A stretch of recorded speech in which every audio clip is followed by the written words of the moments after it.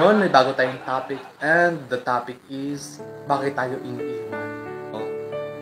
May mga sulat tayong pinadala ng ating mga viewers. Wow, may mga sulat na tayo guys. Sa previews natin ng mga topic, wala pa yon kasi ngayon, tumanggap na tayo ng mga sulat. So ayun na nga, bakit tayo iniiwan. Yung kadalasan dahilan kung bakit tayo iniiwan. So may isa tayong viewers na nagsabi, sa time. Wala ng time, sabi niya. Diba? Sabi niya, wala ng time. Ito, babasahin ko yung sulat niya. Tapos may sabi pa niya, may sulat. Wala ng time, sabi niya. Iwan ko ba kung bakit sumasagi pa sa isang taong workaholic, busy sa work, ganon. Kaya sabi niya, iwan ko ba kung pumapasok ba sa isip ng workaholic daw na mag-love life. So, ayun.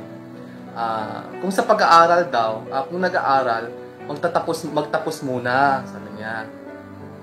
Kaya madalas siya nagiging dahilan kung bakit nag-aaway yung magjowa in time. Kasi wala ng time, di ba? Sabi niya. So, ang maramdaman kasi ng mahalaga daw sa isa't isa, yung time talaga. O tama naman, di ba? Kasi kung wala kang time, wala ka ng time. Minsan pinag-aawayan, di ba? Pinag-aawayan ng magjowa kasi yun. Sabi pa ng isa nating viewers from Twitter, again, nakakasakal na, sabi niya. Nakakasakal na daw yung isang sabi ko sa post ko kasi sa Twitter. Kayo, comment kung bakit tayo iniiwan. Yun, sabi. So, yung isa nating viewers kanina, time daw, kulang sa time. So, ito yung pangalawa nating viewer, sabi niya, nakakasakal na. Okay lang magselos, yun, sabi niya. Natural lang yan, di ba? Sabi niya, okay lang magselos, natural lang yan. Tapos, pero magselos, all the time, hindi na yan normal. Diba? Tama naman siya, di ba?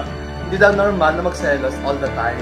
Pero pag nagselos one time, mga 2 times, mga ganun, normal daw, sabi na dito, di ba? Tipong lahat na lang pinagsiselosan niya, kahit best friend mo lang, di ba? Pinagsiselosan niya. Ang masaklap kapag sinabi mong kaibigan lang, sinabi niya kaibigan mo lang yung kasama mo, pero nagselos na agad, di ba? All the time daw nagsiselos, so nakakasakal na talaga. Sabi pa niya, then, pinipilit pa niya na ang kanyang side, kahit mali. So, ang dami nating viewers na wala nang spark daw sa Instagram, may nag-comment. Wala nang spark, sabi niya. Diba? Tama naman siya, guys, kasi may spark talaga yung relasyon, mas maganda. Parang kilig, yung spark na kilig, moment, mga ganon. Pinapakilig mo yung isa't isa. Dahil dumadating sa punto na wala na yung kuryenteng dumadaloy sa'yo sa tuwing yayakapin ka niya at tuwing hawakan niya yung kamay mo. Yun yung spark na sinasabi niya, yung wala nang kilig moment, di ba? Maging yung moment na tumitigil yung ikot ng mundo tuwing nagkakatigan. Madalas rin kayong nag-aaway, sabi niya. Kaya na yung kilig ng spark sa relasyon niyo, wala na, di ba? Sabi niya. Ayun, wala na nga, sabi niya dito. Di ba? As in guys, as in yung spark talaga, nandyan nang dapat kasi. Dapat manatili sa sa relasyon. Kaya, sabi ng ating isang viewers, masyado siyang nasaktan sa nagawang kasalanan. Sorry baby, pinipilit niya kasi akong hindi makipagkita sa kanya. Yun, sabi niya, pinagbigyan ko lang. Pero ikaw talaga ang mahal ko, sabi pa niya sa explanation niya, kunwari. Diba? Kapag mukha mo, patapos makipagkita sa ex niya, nagpagkita sa ex, diba? Tapos sorry lang katapat, hindi mo na alam kung saan siya nakita, diba? As in, siya talaga, as in, selos talaga to. As in, masyado siyang nasaktan sa kasalanan mo.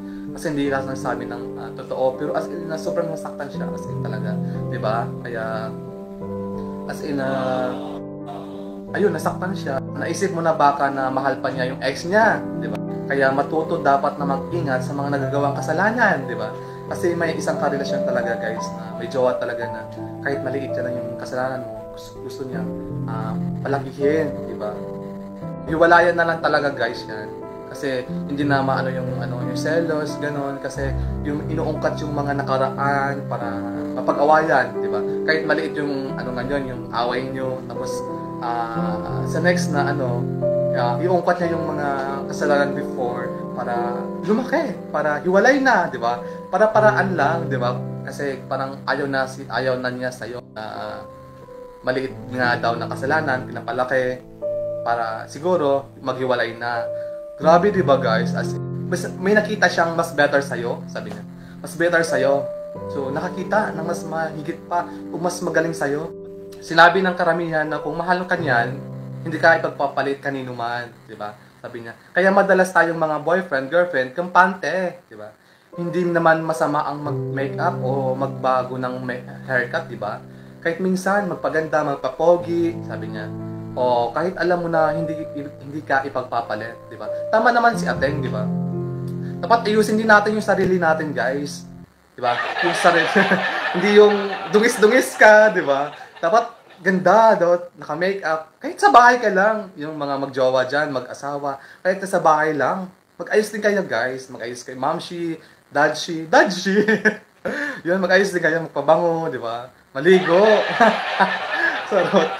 Yun, mag-ayos, magpaganda, magpapogi, di ba? Para may moment, di ba? Mas better kasi may nakita siya mas better, sabi niya. Sabi pa niya dito, gusto ko lang sabihin na sa'yo na tropa Pits, baka mali yung nasa isip mo, di ba? So, hindi natin sila masisisi na makakita ng iba na mas better sa'yo, di ba? Kasi nga, pinabayaan ng sarili mo, ganun, di ba? Tapos sabi pa niya dito, especially kapag nag-date kayo, para siyang nakatingin sa iba, masyado kang ma-pride, di ba? Sabi niya, kung hindi mo siya kayang patawarin sa mabigat niyang kasalanan, hiwalayan mo na lang, sabi niya. Deep inside, masakit na sa'yo, manatili sa piling niya. Yung pride din talaga, guys, sa isang relasyon. Kung ma-pride yung isang jowa mo, ma-pride ka, as in wala talagang mapapatunguhan, di ba? Pero kung may bagay na nagawa yung jowa mo, isang napakaliit na bagay, patawarin mo. Sige, tama, di ba? Kapatawaran. Na dito. Kung makita mong deserve niya, magpatawad. Deserve mong ipatawad siya, mapatawad siya. Go, sabi niya. Alalahanin mo na lang din, sabi niya. Walang mangyayari kung hindi mo pinababa yung pride mo, di ba? Tama siya, guys. Yung pride talaga. Kaya paminsan inaisip na lang nila na makipaghiwalay na lang kaysa masaktan nila ang isa't isa, di ba? Kasi sa pride niya. So, ayun na guys, sa pride din, di ba? So, iniisip na lang nila na maghiwalay na lang kaysa sa lagi na lang away, bate, away. So, mas okay na rin lang din na maghiwalay, di ba?